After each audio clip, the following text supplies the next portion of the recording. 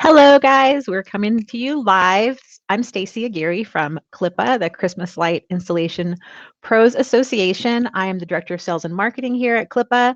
We also have a Clipa Buyers Group, which includes WeSellChristmasLights.com, Celebration Holiday Studio, Reinders, and a bunch of other companies, as well as Envirolume. And that's who we're here with today. Envirolume, we have John Alban here, and he's here to talk about holiday light shows and drive-through experiences.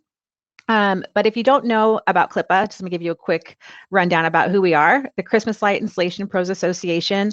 We go around the country virtually and also regionally in person, and we train business owners to start a Christmas installation business. We start them out with residential. We train them how to buy the lights, how many lights they're going to need, everything from the basics of how to start a Christmas residential business. And then we also have advanced classes for other areas like commercial Christmas and things like that. I've been in the Christmas industry. This is my 18th year, and it's a lot of fun. Christmas is great. So John, go ahead and introduce yourself. Tell us a little bit about you and what you do. Yeah, my name is John Alban. My company is Envirolume, and we manufacture and design Christmas displays and get the privilege to work with all kinds of unique customers and installers across the U.S. Great. So for people who are just joining, you can type your questions into the chat feature and or the comments. I'm not sure what you're watching on, but if you have questions, we're here to answer them live. So if you want to ask John anything about the industry, about his company, about wholesale Christmas, importing, anything like that, you can definitely just get on here and ask questions. We're here to help in that with that. So all right, so let's go ahead and jump into it. John, Sure. tell us about what you know about holiday drive-through experiences. It was hot last year, right? Everyone wanted it. And this year, it's the same thing. So share a Sure. I little bit mean, about that. so last year for us, we bring a lot of inventory in, and as getting kind of initially going through the pandemic, things kind of go through your head as a business owner, like, what do you do? How do you pivot? When do you pivot? Do you pivot? And one of the things we decided last year was to actually be involved with a drive-through here locally in San Antonio, and not doing it, we had to kind of learn on the fly. And so kind of my goal today is kind of go through some of the things that we learned, and hopefully that helps out some of the people out there in the industry that might be thinking of doing it or have done it in the past. And maybe we can learn from each other and share experiences from kind of this endeavor right now. Yeah, all of the clients I've dealt with since last season have asked, like, where do I even begin? Like, what do I even do to start or to put together a drive-through type experience? And for me, I mean, I know about a lot of product and I can put together a lot of different programs, but there's so much more involved that people don't realize when they get involved in these projects that they just may come across. So hopefully you can help shed light on that for us to maybe we can avoid having the same pitfalls that you had this last season. Not to Yeah, say that so I you had mean, big ones, but you probably had some, right? yeah, I think they do every in any business endeavor. But I think my first thing in a drive-through is obviously it's hot. Obviously everybody's talking about it. There's still some reluctant people out there on getting out and involved in being around people. So I think the drive-through will continue to be a hot area for the industry. The first thing I would say though is make sure when you approach it, think of it from a multi-year investment than like a one-year event, because there are a lot of upfront costs. There are a lot of things going into it that, from a product standpoint, we knew what that would cost and whatnot, but then you forget about a lot of the other things or don't know about, like, what to charge, how to charge, what about marketing, how do you get people there? So that was the big hurdle that we had to overcome. Kind of what they say, the cart before the horse, the horse before the cart. I mean, I don't even know if we had a cart last year. So Did you have a horse? it might have had a missing leg or something, but at the end it came together really well. But I think the big thing is my first tip is just make sure that you're thinking from a long-term investment, because once you have the assets, you can build upon that, and that helps kind of increase your return on investment, looking at it from a multi-year standpoint. So how did you find the location of where you had your show this last year? The big thing on the location, really, the site is everything. So we were looking close to a freeway, or where are the biggest traffic counts. So that played a big factor in it. But you know, some of the competition here in the Texas market, heck, they just have 20 acres of land and they've set up and have done really well too. So it really just depends on the location is the overall characteristics is what I would say. So like site conditions, things to think about is like power. You know, where Big one. where we did it, we had no power, so we had to bring in generators and set up the whole infrastructure. So that's an elevated expense that it was a big number, and so you have to compensate for that through whether it's sales or whatnot. Other things is to help lower costs is if like you have your own property or looking at a property is what existing items are there, whether it's trees or buildings or any elements that you can utilize as part of your display to help kind of grow it without having to invest like in a decor element. You can wrap trees and get a very low cost impact throughout that drive-through if you have like trees or shrubs or buildings to utilize too. Okay. And then the last thing I would tell you on location too is we learned this the hard way is state and county taxes. So where we had our event, actually the tourist entity for San Antonio charges a premium on tickets. So every ticket we sold, we had to pay an extra tax, not just state sales tax. We had $2.50 extra fee that we had to pay in a event tax to San Antonio. Huh. And I wouldn't think of that either, right off the bat. Yeah. All right. So once you have the location, right? You have the location. Someone wants to put together a show. Either they have their own land, or they have a location that they're using for the show, or they've been asked to come and put one together for someone else. What would you say would be the next step for that? Like, what would you say would be the next step for once you have your location? Then what do you do? Yeah, I think knowing your demographics of the area is important. So that will help kind of drive what your price can be that you charge that the markets will accept to pay. We learned in San Antonio, although I thought was fair, there's a lot of complaints through social media platforms or whatnot that $35 a car was outrageous. And I was having trouble when like 10 to 15 people were in it. I'm like, man, this is really cheap if you really break it down. But the demographics is a big factor too, because there's only a certain price point that certain markets will pay. Where like a San Antonio, even compared to a Dallas market can charge a little bit more because the demographics are slightly different. Yeah. So here in Southern California, I went to a few drive-thrus locally, and they were $50 to $65 a car, or they charged per person. 25 or $30 a person and it didn't matter if there was 5 people in the car, you charged every single one. So it's just one of the, I mean, it depends on, like you said, the demographics. So here in Southern California, they can get away with it, so to speak, with such a high cost. And there's also ones that were less expensive, but you get what you pay for when it comes down to things like this. So I think thinking of the overall budget, it's important to know you can make some of that money back or what you're doing. You're talking about the investment being a multi-year investment. So you're saying it's very possible to lose money doing a drive-through if you're not.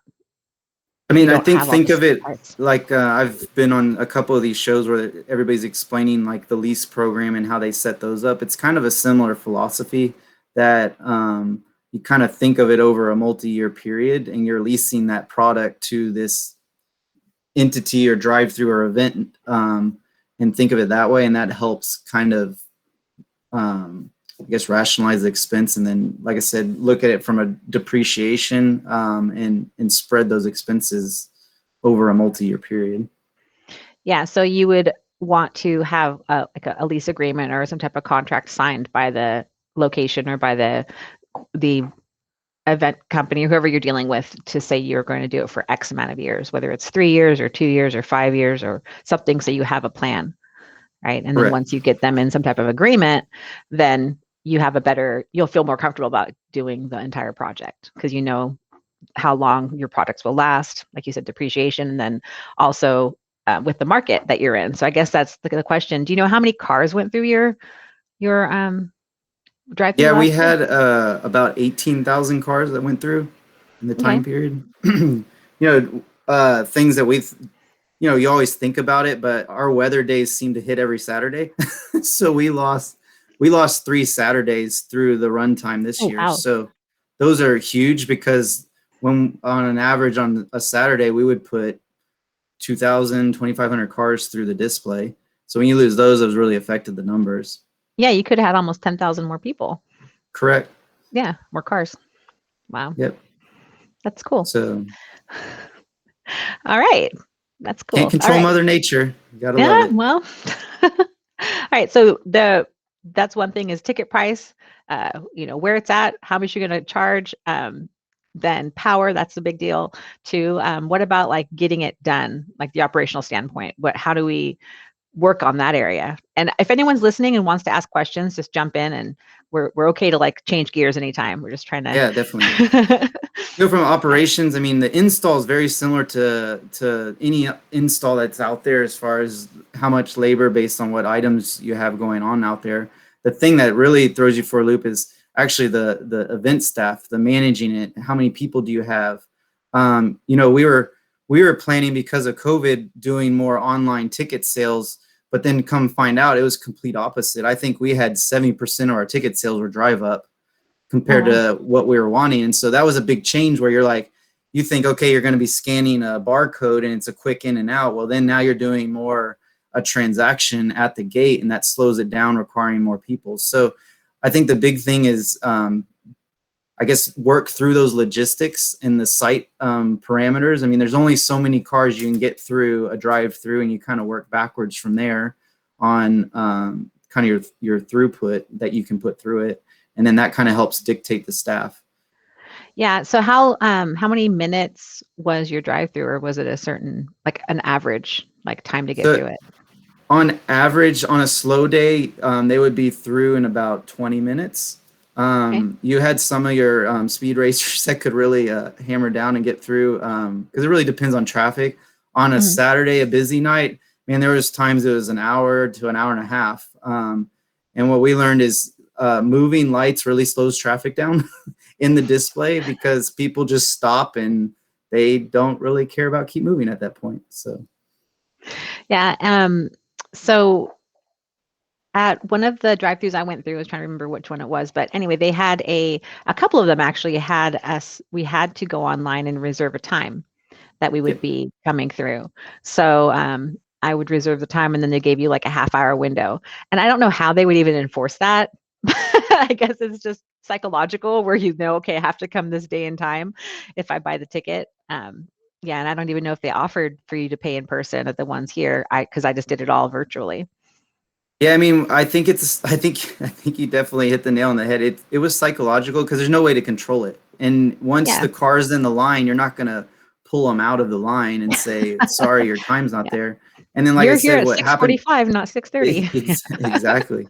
And like with it switching to where it was more a drive up transaction to buy the ticket, I mean, you can't control that at that point. And so you're looking and budgeting. Okay, hey, I have uh, 800 pre-sold, but then you're doing another 1,500 on top of that. You're like, okay, those really throw off the input and output of drive-through.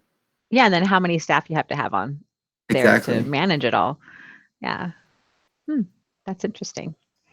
It's things that you just don't know until you get it done, right? Once you're going in, I still go back to the first day we opened. We did in a parking lot at the AT&T Center, so not a lot of existing like roadways, or it was just big parking lots. So I was Parking like, lot. You had light yeah, poles, right? cones.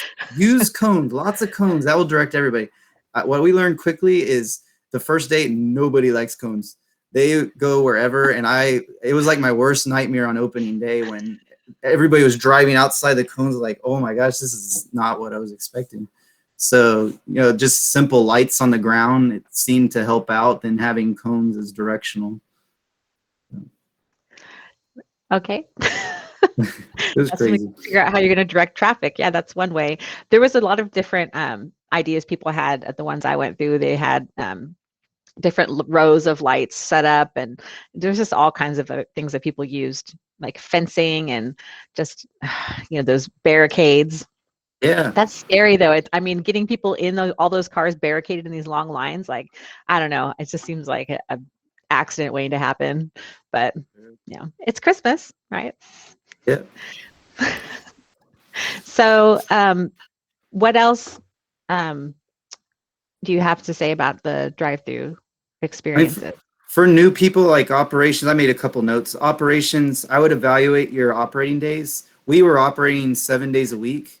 I would go back and actually change that. So that'd be a suggestion, is really evaluate those. The Monday through Thursday time frame, outside of like your Thanksgiving week and Christmas week, I question being open. So that might be something to evaluate, that the expenses outweigh what revenue we're coming in, and the argument there is, can you just pack them in on a Friday, Saturday, Sunday and have the same effect but less expenses?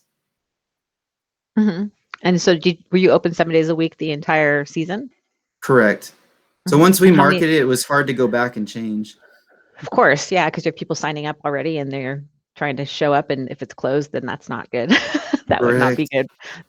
You have children crying that they want to see their drive-through show. You don't want to be that person. Don't ruin Christmas. Okay, so we have Glenn on here. Hi, Glenn. He wants to know, what's the average attendance difference from busy nights to slow nights? Sunday attendance fall off on Monday. So you have any stats for that? Yeah, I mean, off the hip, the Friday, Saturday was the busiest night. You could see anywhere from 800 to 2,000 cars. And then during the weekdays, as I said, there was days that it was 150, and then would range maybe to 400 or 500. And so like when you go, like for us, we had all the infrastructure, the generators, the fuel, everything. When we were doing our runway, we were actually losing money Monday through Wednesday and catching up on Thursday through Sunday. Yeah. So for next year, you're probably not going to be open then Monday through Wednesday. No, man. Just Thursday through Sunday. Yep. Yep. And the week of Thanksgiving, I would tell you, my recommendation is be open that whole week. Also, Christmas week also and Christmas Day are big days. Oh yeah, I mean, that seems like a fun family thing to do on Christmas Day. Go out there. I want to go. Yeah, and then anything after, like we stayed open till the 6th of January. I could argue also, like you can close up after New Year's and be pretty good. At least in my area, that's what we learned based on kind of the traffic counts and whatnot. People were just over it after New Year's. I think over it, and they were, I guess, moving on to the next event or taking down Christmas at that point. So yeah. So when did you start? Like, what was your opening day? We opened November 19th and we ran through January 6th. Okay. All right. Cool. So is there a video on YouTube of it somewhere? Yeah. So if on Instagram, YouTube, there's the event was called Illuminite. And so if you look at Illuminite SA, there's lots of videos and posts that we did there. So Illuminite, like ILLUMINIGH. Yep, correct. Like the eyes. Spelling bee. Yeah. Illuminite. Okay, cool. We'll have that, people check that out. I don't know if you could pull it up and show us if you have that ability. Maybe we can see a little bit of it. Let me connect real quick.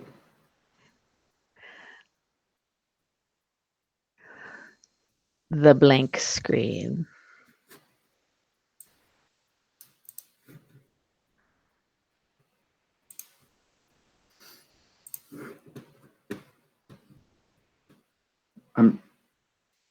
My screen's taken over by the presentation. Are you able to see that, Stacy? Nope, can't see it.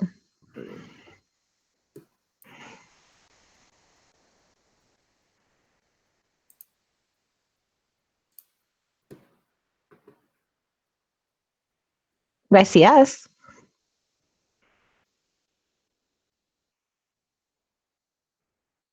There you go.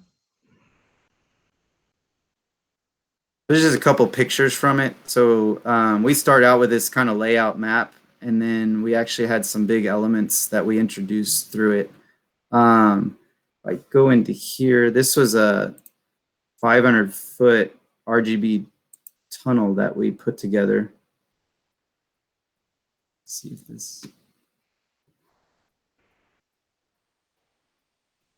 Oh, wow, that's neat.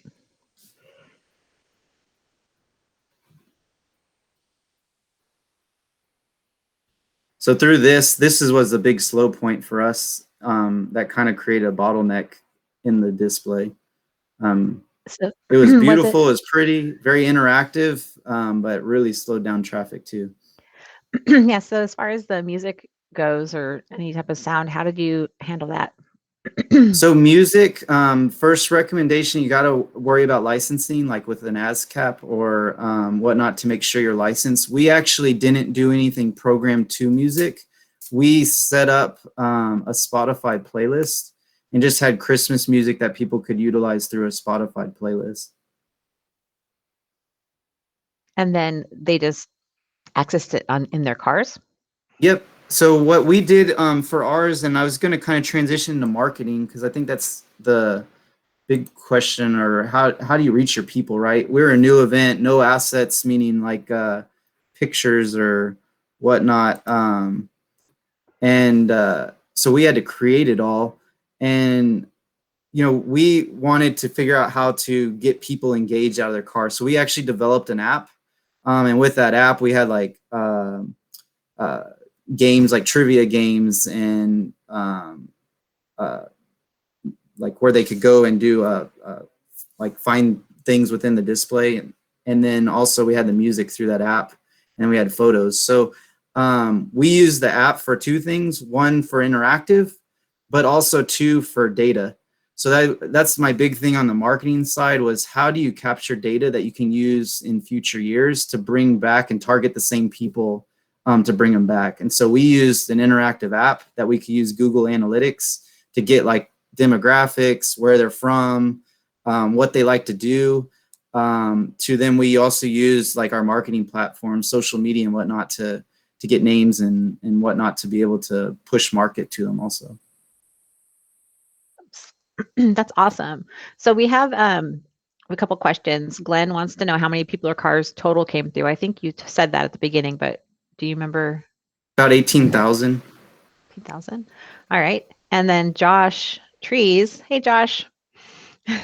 He is asking, or he's saying he's working on a plan for a drive or walkthrough experience in East Texas in 2022. Perfect.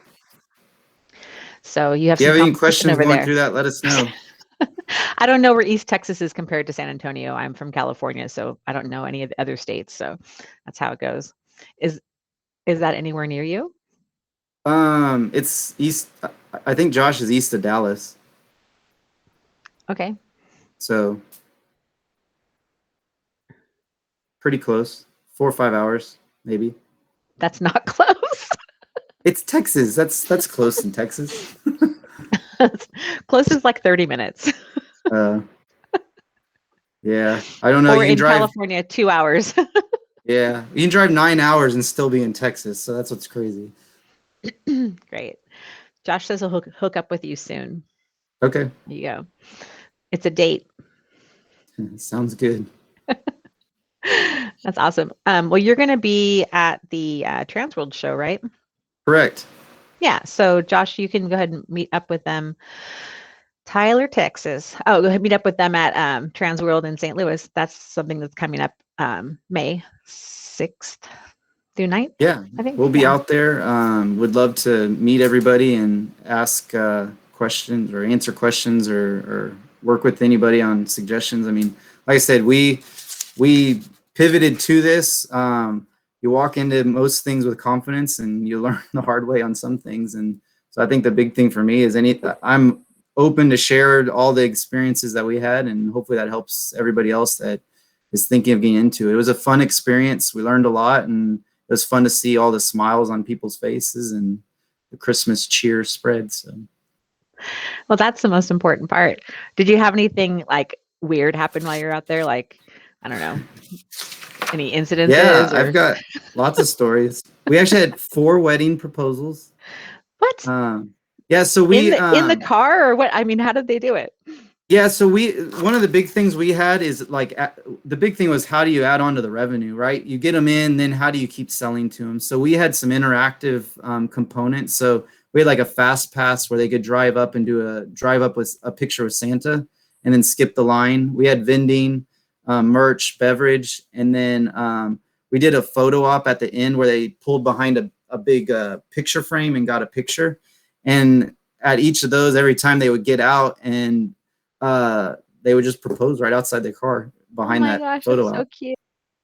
Yeah, it was the first time I saw in the pictures. I was like, "What are they doing?" I was like, "Oh, I get it now."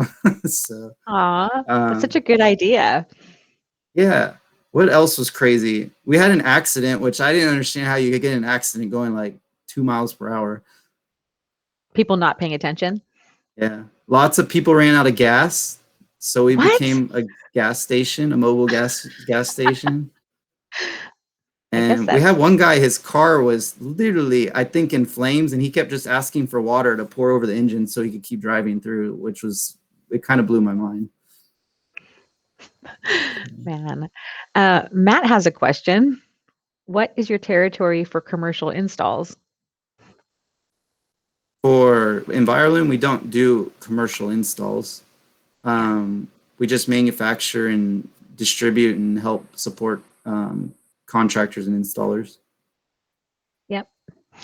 Yeah. You have teams that can go all across the US so that you work with, just like we do, right? So, Correct. yep. Cool. Let's see. Do we have any other questions from our adoring fans in the audience? John's here to answer anything you need to know. Let's see. What else about the drive-through? It seems so there's so many different elements you can put into it. Like, so how did you come up with the designs? Was it just like, oh, these are the things we have in our warehouse that are still there? Or was it like, this is what we want to do? Or did you have a designer come in and put it all together for you? It was a collaboration. So we brought in a designer. I also brought in a project manager that had previously worked like in some events to kind of get her thoughts too. And then there was some that was driven on um, what was in inventory, because that was the big reason why we wanted to pivot. When we were in March, April, we had already had a lot of containers and whatnot of stock items being made, and the worry was, it's tough to get stuck with a 30-foot Christmas tree or whatnot at the end of the year, and so that was one of the worries. And then it actually flipped during the year where it was one of the busiest years we've ever had, and then it was like, okay, what do we do here? So but it was a collaboration. I'd say it was partly what we had, but a lot of it was just new things that we wanted to introduce. Like, how can we introduce like snow in Texas? We don't get to experience that unless it was this year, ironically. But so we had like snow machines in a tunnel, and so kids were out the sunroof and got to have more of I guess, a 4D experience where they could interact with the display a little bit more. To some of the tunnels and whatnot, we just had an inventory that it made sense to kind of transition it out there and get exposure that way. Great. So Josh had a question about what did you charge per car or person? And you said $35? Yeah, $35. I think it ended around 40. So you got to take into consideration whatever ticketing method you go with. There's fees on top of that. So it was right around $40 out the door, essentially. Did you have any have to say limitations on car sizes and things like that could go through, or how did you deal with that? Because no buses could fit We through your we did, and tunnel. it. I mean, at one point I turned around and there was an RV in the display, which I don't know how that worked out, and there was 2 or 3 limos that made it past the gate, and so at that point you just laugh and hope they don't hit stuff. Yeah, well, was it high enough for RVs to go? It probably was, right? They could fit through Yeah. your tunnels. Yep. I don't know. paranoid about that stuff. Oh, me too. Especially as they're going through and there's like inches like at the top. I'm like, oh my gosh, it's gonna be a mess. Oh man. All right. Well, let's see. Do you have any advice for people who are going to be taking on one of these projects this year or next year? Like what would be your piece of advice for them? I think the biggest thing is marketing. Don't skimp on marketing. That's what gets people in and drives the interest. We did, and think of marketing from all platforms, not just social media. It needs to be digital. It needs to be radio. It needs to be print. It needs to be, if you got to get a nice, well-rounded marketing strategy. We invested more in social media, which it did very well for us. Video content we saw was crucial. It helped drive a lot of attention to the display. So anything you're doing marketing, try to have video content or driving through the display, and that drives that curiosity for people to click and learn more about your display. We try to think outside the box. If you're running that many weeks, you can't just keep doing the same thing over and over again. So we had a lot of events through the week, like Paws with Claws, where people could bring dogs in their car. Or we would do a night or a week with the food bank where people could bring canned goods and get a discount off tickets. So we tried to interact and keep things fresh so it was new, and that helped the social media too to have a purpose out there. That's good. Glenn wanted to know, was there any insurance hassles or any surprises that came up?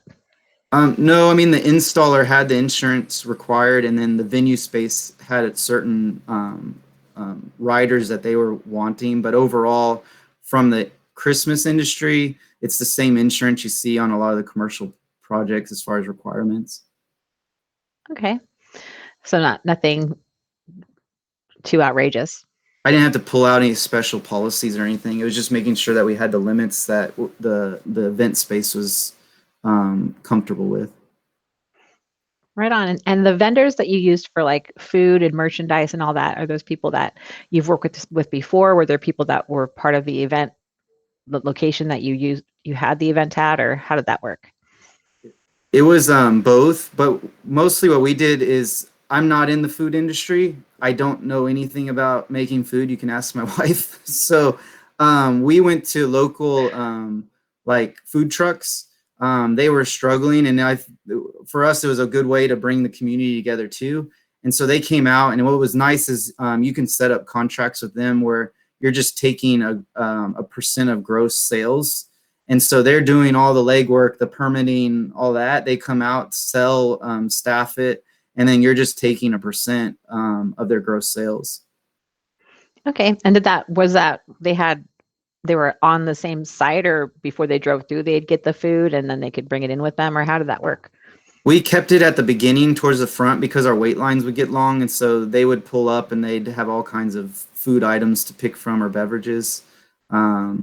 So it did well. We also did merch, a lot of the light up stuff that did very well. Kids, once they see a light thing, they obviously go to it and then don't be quiet until their mom buys it. So that helped us from a revenue standpoint because we sold a lot of merch, whether it was light up like Christmas bulb necklaces to antenna thingies on their heads, whatnot.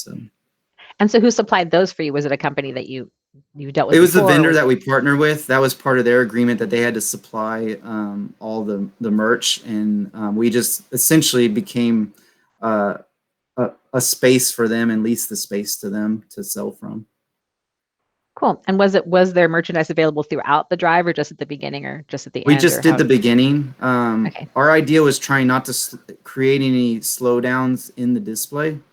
I've been to a couple also where they'll have it as an offshoot during the middle, which works, but it just depends on how many cars there and what your property can hold too, as far as from a queue line. So yeah, that makes sense. Totally. Awesome. Well, I mean, I think our time is up right now. If anyone has any more questions, jump in and let us know. And do you have anything else to share with us about this right now, or you went through? No, I think we're good. And like I said, share my information, my cell number. If anybody has questions, I don't mind sharing. Like I have a lot of marketing data, so you can kind of see what we did. And I don't mind sharing that. Like we learned YouTube was not the place to market, but Facebook and Twitter drove a lot of the click-throughs. So, I mean, I think that's a lot of crucial information that we didn't have that we know now. And I'm open to share that with anybody out there thinking of doing this. And I think Josh is saying, did you use generators? Yes. My power bill, it was just fuel. It was probably about 8 to 10 grand. Do you want to share with us overall how much it cost to put it up, put it together? I was in the around 7 figures. Around 7 figures. Okay. Did you start? When did you start marketing? We started too late. That was one of the things we noticed. We needed probably an extra week or two to kind of drive that buzz, but we started the week before. And my thought process going into that was, you know, in Texas, we had in Austin, it was a new drive-thru that popped up at the Circuit of Americas. And then Trail Lights was switching to a drive-thru. So we had a lot of competition that we were worried that if we marketed too early what we were doing, it kind of took the flair out of the unexpected of trying to market towards it. So we shortened that window and marketed about a week before. But now doing it, if we do it again, we would go probably about 2 weeks before. So like 3 weeks total before the event. We'd start a little earlier. Okay, so you would start like October, the beginning. Correct.